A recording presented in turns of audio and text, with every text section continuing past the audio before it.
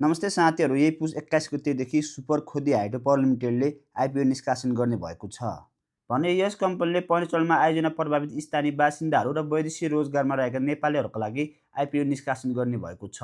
र यस कम्पनीले प्रत्येक किता रु 100 रुपियाँका दरले आइपिओ निष्कासन गर्ने भएको छ भने यस कम्पनीको 10 किता आइपिओ भर्नको लागि हाम्रो खातामा जम्मा 1000 रुपियाँ हुनुपर्ने छ। र त्यसै गरी यस कम्पनीले 31 करोड रुपियाँ बराबरको 31 लाख किता आइपिओ निष्कासन गर्नको लागि नेपाल धितोपत्र बोर्डबाट अनुमति प्राप्त गरेको थियो र जसमध्ये 15 करोड 50 लाख रुपियाँ बराबरको 15,50,000 किता भने आयोजना प्रभावित स्थानीय बासिन्दाहरूको लागि निष्कासन गर्ने भएको छ। र त्यसै गरी 55 लाख रुपियाँ बराबरको 55,000 किता भने वैदेशिक रोजगारमा रहेका नेपालीहरूको लागि निष्कासन गर्ने भएको छ।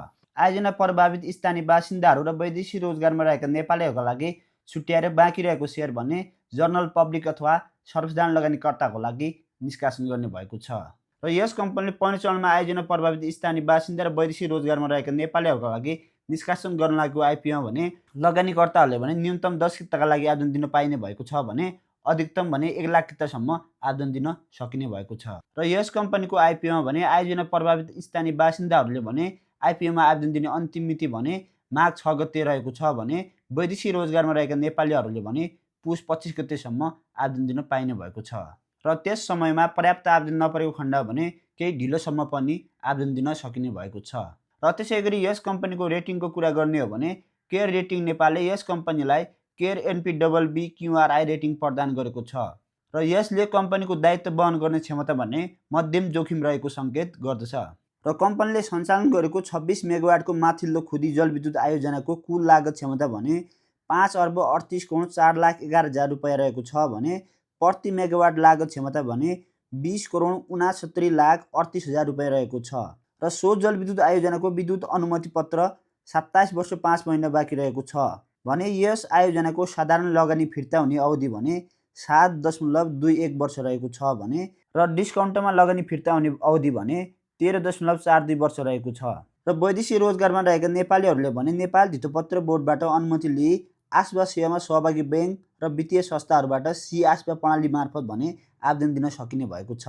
र स्थानीय बासिन्दाहरूले भने परु बैंक, ग्लोबल आइमी बैंक, कृषि विकास बैंक, हिमालय बैंकको भुलभुले शाखा कार्यालयबाट पनि आवेदन दिन सकिने भएको छ।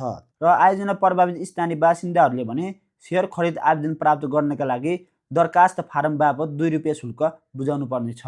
र यस सुपर खुदी हाइड्रो पावर कम्पनीको बुक भ्यालुको कुरा गर्ने हो भने यस कम्पनीको बुक भ्यालु भने 133 रुपियाँ 08 पैसा रहेको छ भने EPS भने 15 रुपियाँ 70 पैसा रहेको छ।